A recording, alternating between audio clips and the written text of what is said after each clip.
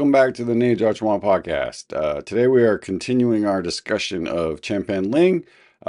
This one focuses on Chen Pan Ling's Bagua from his son's book. First, we discuss sort of the basic principles of Bagua that he lays out, and then a brief sort of um, description of each of his 8 palm changes and their connection to the I Ching, as well as sort of how they are to be performed or what their martial flavor is, etc. So, hope you enjoy the episode. Thanks for listening. Thanks for supporting us. Take care of yourselves and be well. Let's continue our look at the life of Bagua, Tai Chi, and Xingyi master Chen Pan Ling. I think some of these quotes from the Bagua Swimming Dragon 8 Trigrams Palm book by his son Chen Yanqing could show some insights into the style and give us a sense of what it's all about. So Chen Yanqing talks about his father, this well-known martial arts leader and visionary. So it talks about his political career and his time fighting in the war against the Japanese and so on. But in terms of martial arts, he says, "My father devoted the whole of his spare time and energy to Chinese martial arts.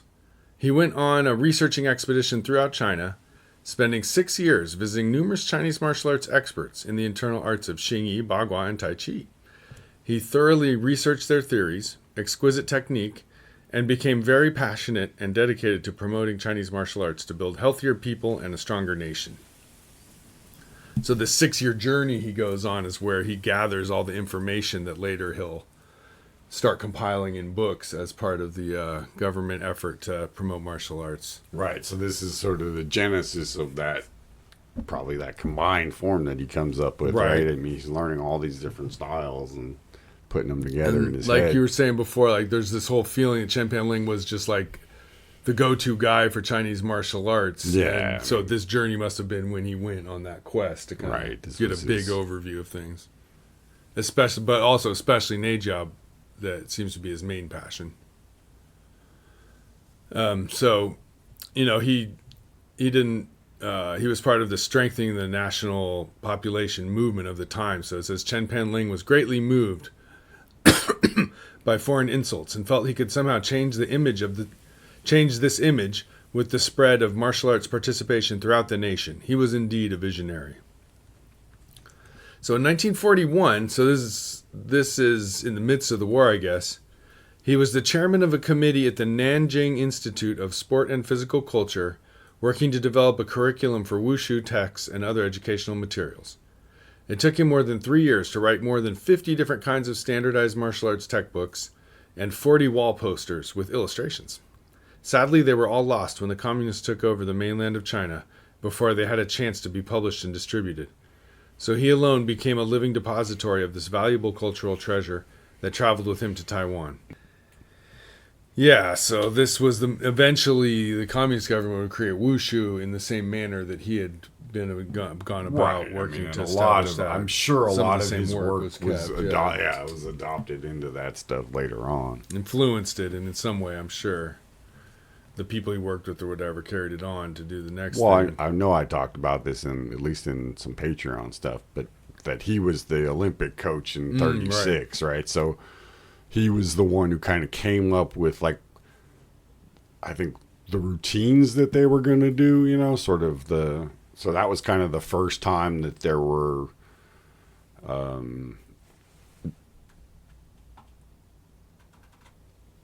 doing martial arts for, like, not the first time, but the first time they did martial art expeditions for the world, you know. Right, I mean, on it the wasn't, world stage, yeah. They'd done it a lot in China, but I think that this is one of the first times that, they went out into the world and said, you know, here's our thing. And so Chen Pan Ling was, like, integral in coming up with, like, what they were doing and picking the team and all that, you know. So presenting it to the world.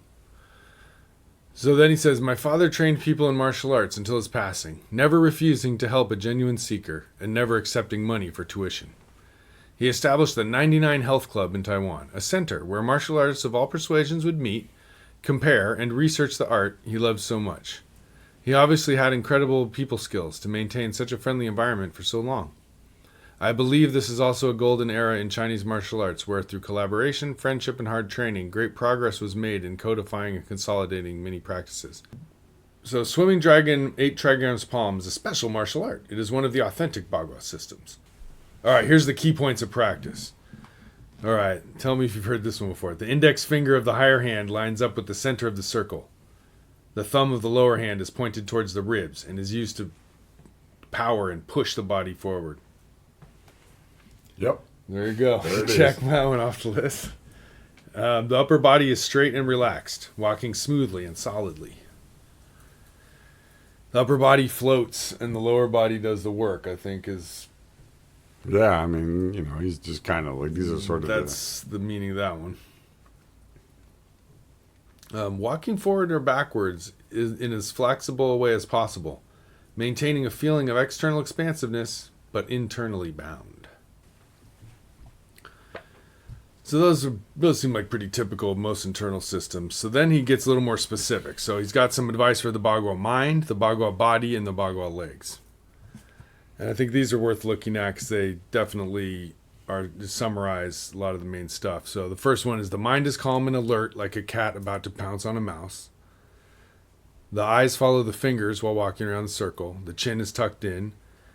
You feel an indomitable spirit like no one can stop you. And then uses that metaphor of the mind and the body, them being the army and the commanding general. That one comes up a lot. Yeah, I mean, it's a little different than the Tai Chi. It's like the legs and then the waist. And, the legs are the general. The waist is the commander. And the legs are the soldiers or whatever. Maybe but you're right. It's the same idea, This one's just mind-body, so Yeah. it's just a shortened version. And talks about integrating them. But then he brings up the idea that seems to come from Nei Dan, internal alchemy practice. He says, fire dances up and water flows down, as water is heavy and fire is light. Use creative visualizations to imagine this reestablishment of elements within your body, creating perfect harmony in static or dynamic movement. So that reminds me of all the episodes we were doing about internal alchemy, where the water and the fire in the body is interacting. Yeah, where and you're connecting. doing that. I mean, he says visualization, but I think that might be a translational thing where, you're bringing energy up your spine, up the back of your body and then down the front of your body and up the back of your body as you're breathing. And that's kind of depending on the school, either your primary flow or your secondary flow of energy that you're working on. All right, we'll finish with the Bagua legs here in terms of these principles. So, again, dragon body, monkey limbs. That's what we talked about earlier about the 5 dragon shapes. Animal shapes they have. So, the body's squiggly and smooth. The limbs are whippy and groping and grasping. Right. I mean, again, I think it's just using animal imagery to kind of give you a sense of how you're supposed to move, because you don't have a tight, stiff arm. Yeah. It's a whipping, whapping, strong arm, like a monkey arm. Right. And I mean, if you've ever seen like a monkey just grab something and smash it, Right. it's kind of like, There's a looseness that gives them power. I mean, I think of it as just like, when you just pick up a fish or something and whack its head on a rock. It's that kind of just whack. Like Primal. Yeah, there's just a certain Crush kind of this thing so I can eat it. There's no, but it's not like you're raw. You're not like being there's no anger involved. Yeah, it's just whack. It's just this sort of like Hungry. Whap. efficient. Yeah. No apologies needed. So the legs move as if a mill is pushed. So that millstone grinding. Yeah, and there's that classic just. I think that actually has to refer. I mean, in some senses, referring more to your back leg. That you're pushing off to take the step rather than throwing yourself forward, right? Yeah, your legs are stuck to the ground with each step. There's energy moving Well, through. and then your front leg is the one that sort of does the mud thing. Right, because that's the next one. Knees bend as if stepping in a muddy pond. So there's the pushing of the millstone, and then there's the mud stepping Yeah. that sort of balance each other. And it's that feeling like when you get your foot stuck in the mud, if you push it through, you won't lose your shoe. rather than pulling your heel up and sucking your Right. foot right out of the shoe. Which, Also, of course, we've all also that experienced as kids. feeling of, I mean, where it comes in like martial arts is if something is holding your foot back, if you try to like lean forward and pick up your heel, you don't have much leverage. If you sort of sink down and pick up your foot, you can kind of kick through, right? So this is the shingy half step, for example, uses this, and so it's that thing of like you're essentially moving from your lower back, right? And so it's pushing your foot forward from your lower, that lower spine area. Right. So getting your power from below rather than leaning So it above. starts in your back leg, it goes to your back, and then it shoves out through your front foot. I mean, this is what Wang Jing referred to as fucking your foot, right? It's that projection of energy from your spine into growing your the foot. leg. Yeah, that's the idea. So the next one, they're about sort of the toes of the foot and the ankle. So the toes lightly grasp the ground. The outward foot swings in, and then the ankles lightly brush together as your gait increases in pace.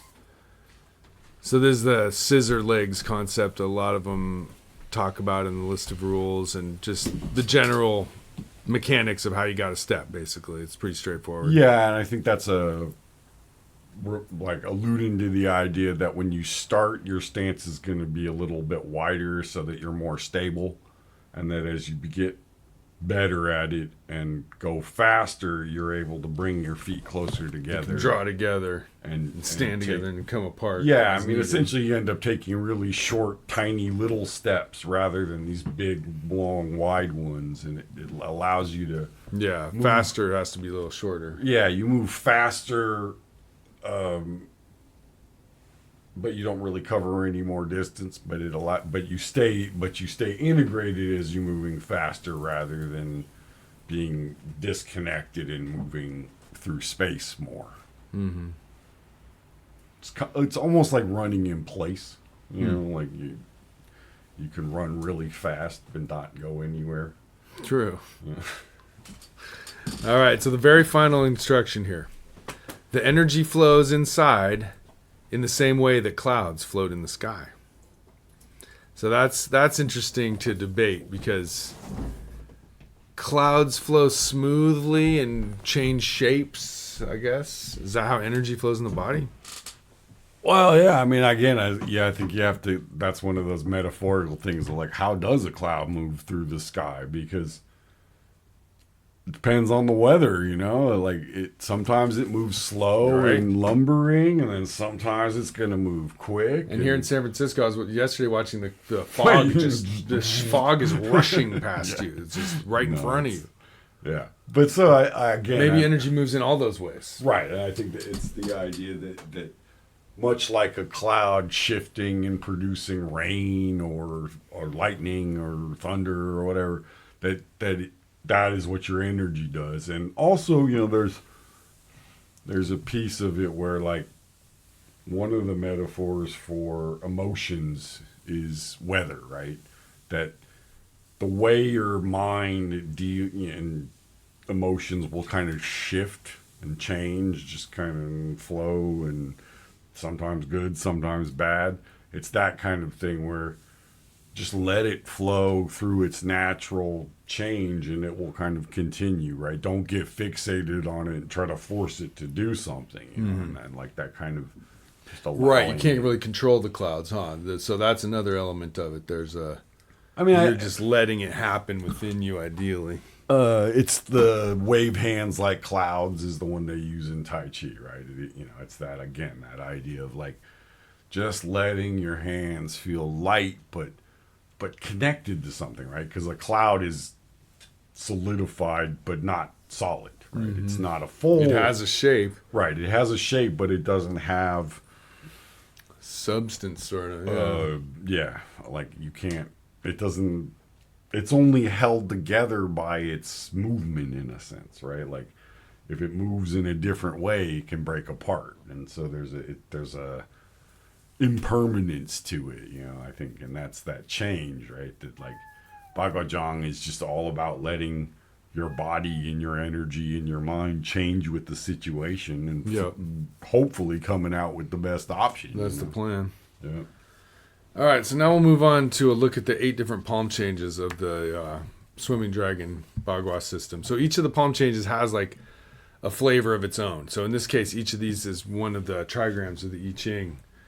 Which is a common theme, right. but people tend to mix it up. I mean, so Sometimes animals, sometimes motions. And like now in this case, theirs is oriented around, well, it's got a name and it's also got a trigram. So the first one is single palm change. As all Bagua systems begin with single so palm that's change. pretty standard. Yeah, right. So the first change corresponds to the image of heaven.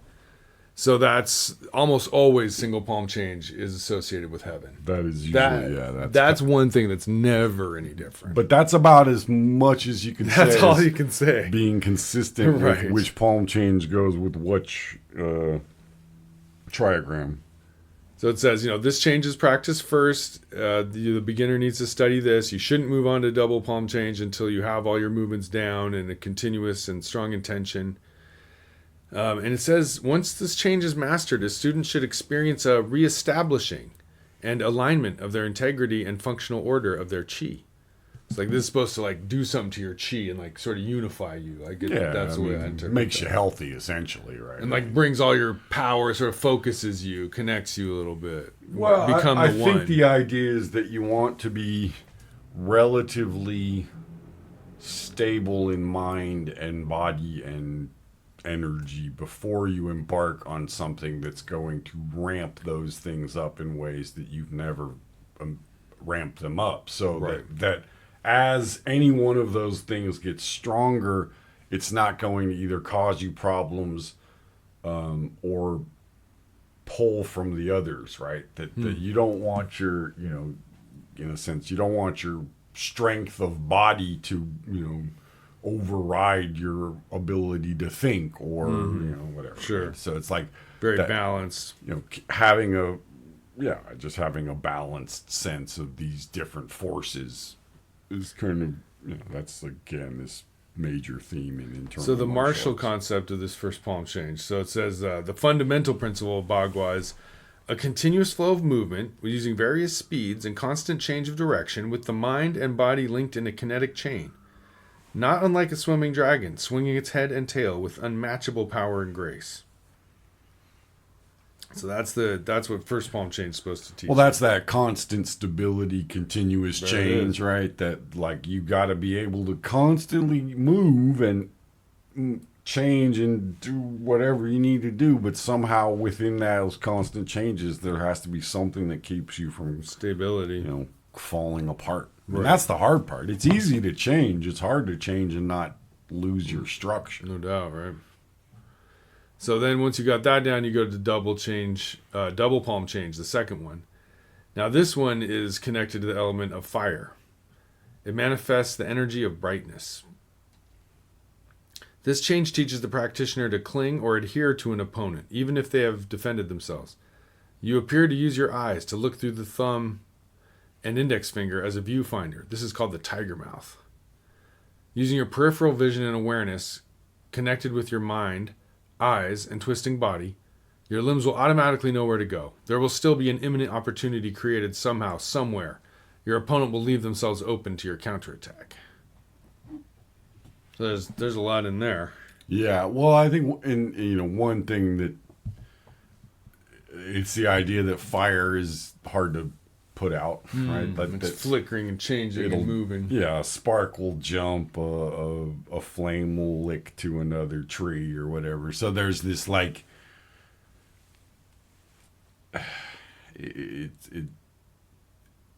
it's hard to grab fire. Like you can't get a hold of it, but it'll get a hold of you. And once it's on you, it's really hard to get. Once you're on fire, it's like unpredictable. It's bad, yeah, and you're stuck with it, right? And so it's that clinging nature. That's danger, to it. Yeah, Which when you think about Bagua and how it like wraps around people and like all that hooking and sticking and stuff. I mean, that's very kind of reminiscent of what he's describing, I think.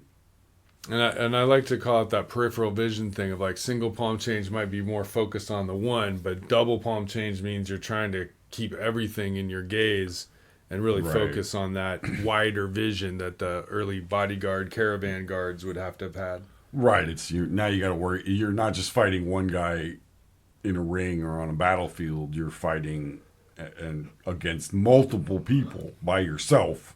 So it's like, there could be.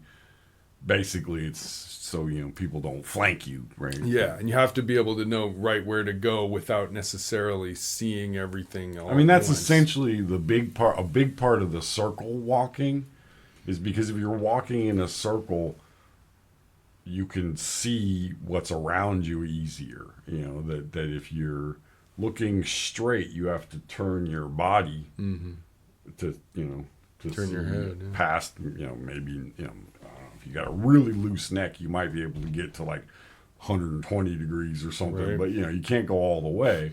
Where if you just turn your body or move your feet, it's really easy to get that thing of being able to see behind you. So there's a practical piece to it, I think. Right. Yeah, you're expanding your awareness in the second palm. So the third change is up and down changing palms. All right, so now you're adding a vertical component. Sounds like that, it, yeah. So this is the thunder palm change. It contains the attribute of shaking.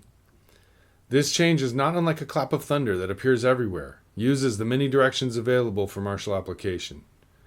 Rather than meet an attack, a Bagua Zhang practitioner will evade their opponent with nimble footwork, left, right, up, down, forward, back, or spin, for a superior position, and then envelop the opponent, attacking with a flurry of palm strikes, low kicks, and throws.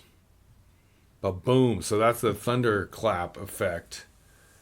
And so when it says shaking, I think it's called duojin, where you shake your whole body. Shingy does it.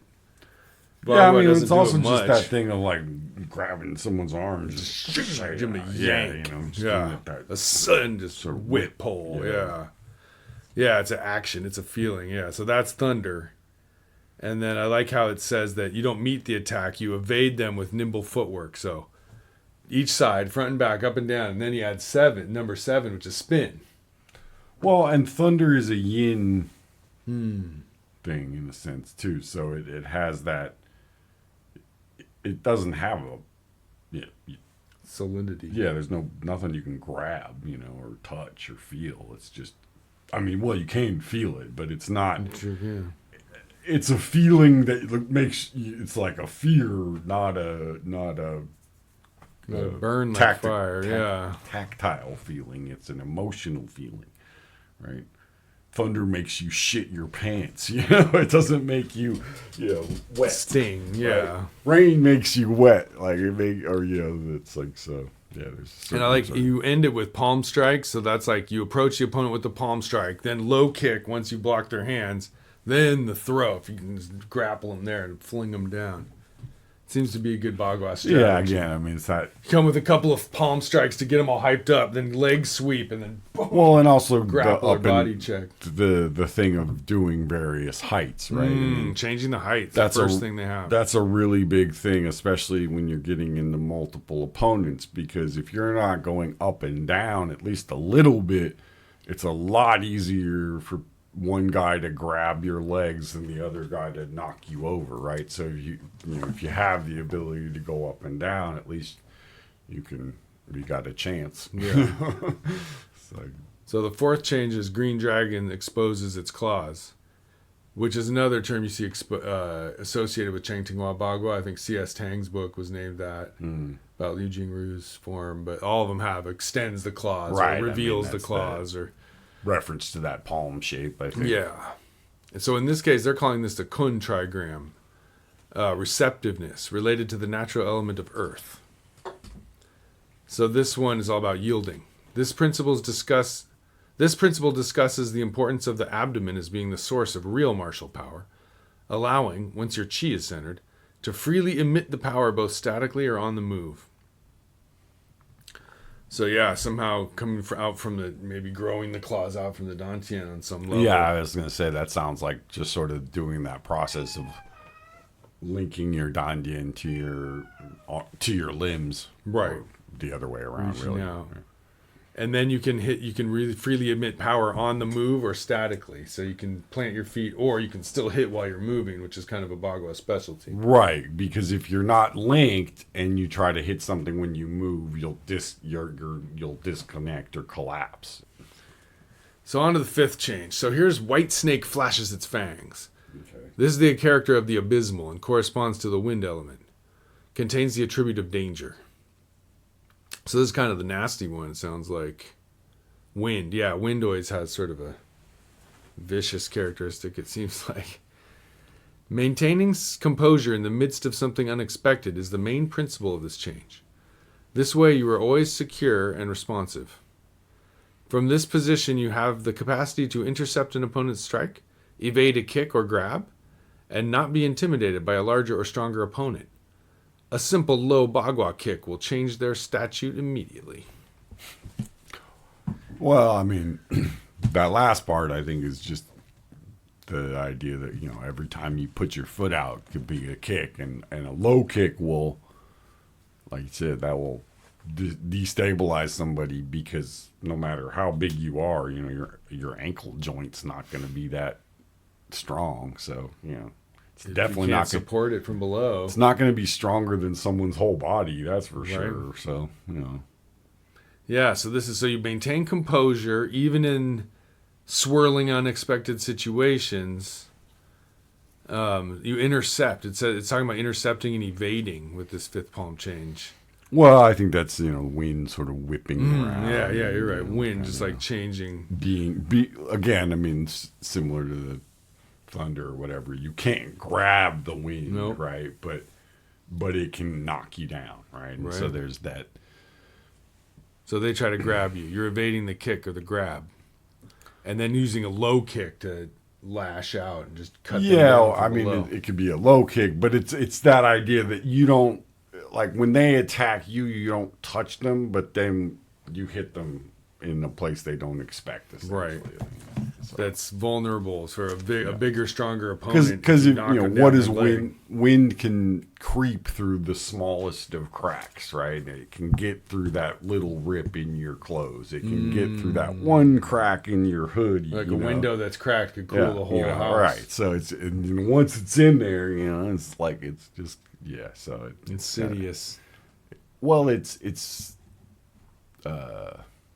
It's like sneaky. And the other thing is, if you've ever been in a really amorphous, really windy place for a long time, it kind of makes you crazy. Oh yeah, a bit, right? Like I mean, it's horrible. Especially hot wind will kind of make you right. So there's that thing. You gotta get out of it. It like fucks with your etheric field pretty in a way. much, yeah. So that there's a piece of it where it's very confusing. Right? Yeah, it leaves you just feeling twitchy. Lost, Yeah. All right. So on to the sixth change. Giant rock spreads its wings. Displays the principle of stillness and the element of a mountain. This principle relates to the attitude of a silent, calm mind that creates a mountain composure in the body by sinking the chest, waist, shoulders, and elbows. From this position, the spirit of vitality may rise to the crown of the head as the front palm extends forward, allowing the chi to transmit and appear in the hands and fingers. Well, this is that idea that the rising up comes from the sinking down, right? So the dropping of your chest into your danjian is what creates that rising energy. It's a little bit of a dropping, then bounces back and if up. it keeps rising up, it'll go out your limbs, right? Mm-hmm. So the spirit of vitality rises to the crown of the head. Not always, but frequently mountain has like some kind of a piercing upward raise the knee poke. Yeah, something, because it's more than likely. Well, it's that idea of like a mountain peak rising up, and it's like tectonic plates pushing the mountain up. Yeah. Yeah, there it is. Okay. Yeah, and I like and again, the spirit of vitality. Again, we're touching on another one of these majorly important Taoist alchemical principles of letting the chi rise to the top of the head to the crown. Which is it's just a hint towards it. It's Yeah. not like, it's not like a big deal. Like, Right. Just don't keep And the it- other action that's keep it in associated mind. with the macrocosmic orbit, the idea of taking the chi and projecting it out the hands and fingers. Right, there's your large orbit. So you're starting to see them tap back into this alchemical nature of the Bagua, which becomes even more so in the seventh palm change. White monkey presents a peach. This one has the principle of joyousness and the lake element. So here's the martial principle. It says, to bring effect to this principle, whilst walking the circle, lightly close your mouth and rest your tongue on the upper palate, connecting the acupuncture meridians Ren channel on the front and the Du Mai channel on the back, allowing them to combine and establish cyclical equilibrium throughout your body. Right, so now you're doing the microcosmic orbit. By doing the Ren and Du meridian circuit. So this is the up the back, down the front thing. Yeah. And so this is the lake palm change. You're doing the microcosmic orbit while you're walking around. He says this facilitates your chi to move smoothly, efficiently, allowing the spirit to rise to create a harmonious but powerful and integrated movement. Again, the spirit rising. That's a big one. That's always part of all these chi practices, is to somehow gather the chi and then let it rise into the upper that non. 7? That's 7. Yeah, so there's something about 7 which seems to be connected to that. Like, it's sort of the one that allows you to connect to the final stage, right? So it's the completion of everything that's you and your sort of personal thing, and then you're from there are able to kind of jump into the great beyond, the great stillness, right? So there's a certain, like, I don't know. So in terms of the energy bodies, the 7th energy body. Right, but even in just the sort of the alchemical side of it, right? You need to have that, like, completion of Ren and Du and everything before you can do the final stage of, like, the central channel and all that, right? So it's like you kind of, I don't know. It's just like taking it through the level, the different Neigong or Neidan practices through different changes, right? So it's like as you're going through the different changes, you're adding a deeper level of... Right. It's interesting. Yeah, this set seems to have that progression built into it. Rather than, like, trying to learn the Neigong as a whole and put it into all of your movements, right? Yeah, it's kind of nice. So each new palm you learn a new little alchemical technique to try with it, and you could probably apply it to all the other ones. Right, but once you do, I'm sure. Well, and that's how you would get the multiple changes, I would assume. Right? So the 8th change is 8 immortals crossing the sea. The character of penetrating and the element of water. So the water palm being here, the 8th palm change. So it says, this principle compares the paradox of a Bagua practitioner and the subtlety of water. It contains a gentle and soothing nature whilst bathing, but an unstoppable momentum and force when flooding. When you throw an opponent using Bagua principles, the subtlety of your touch should be in contrast with your intention. The skill of this change is to draw your opponent close, similar to the gentleness of water on the skin, whilst bathing, and then to unleash the torrent of your force and intention. So you have a gentleness of touch, even though your intention is quite violent. It's like an inverse of each other. You're like enticing them in, and then once you get them in, you're like, chop, chop, chop, chop, chop. Yeah. Right? I mean, it's that, so like... your touch is super subtle, but then you use a slamming wave once you get a hold of them. So they get lulled into feeling safe, and then you hit them with the tidal wave. He keeps talking about whilst bathing. That's funny. So he's like, nothing could be more relaxed than just bathing. Right. You know, you're safe. You're just... Well, this is what, like, the when they had that big tsunami in Thailand, some people were, like, at the beach and didn't know what was going on. Geez. And they're like, oh, look, look. And it was like, because as the water's receding out, it's like, it's calm and it's nice, But when that wave comes back, uh-oh. Shit. So, yeah. Water's tricky, man. Yeah, this one's, it's interesting that they end the palm changes with water as their penultimate one. it kind of makes sense because Bagua is so watery in Right, nature, and that especially swirling and that twirling. swimming. I And mean, like you said, they call it the swimming dragon. yeah, So right. The swimming it's dragon set, so maybe that's the that perfect idea of like finish. the highest level is going to be that sort of, or as Love referred Underwater to it, that swimming. smooth palm level where Mm. things begin to be super liquid and just changey and yeah. Yeah, it's an interesting set. I was thinking how surprised I was that there was so much Taoism mixed in with it, considering he was like a government official Right. guy or whatever. But it seems very uh, mysticism is interwoven into it. Um, and so actually he ends with a picture of the eight immortals of Taoism on the boat floating around. Nice.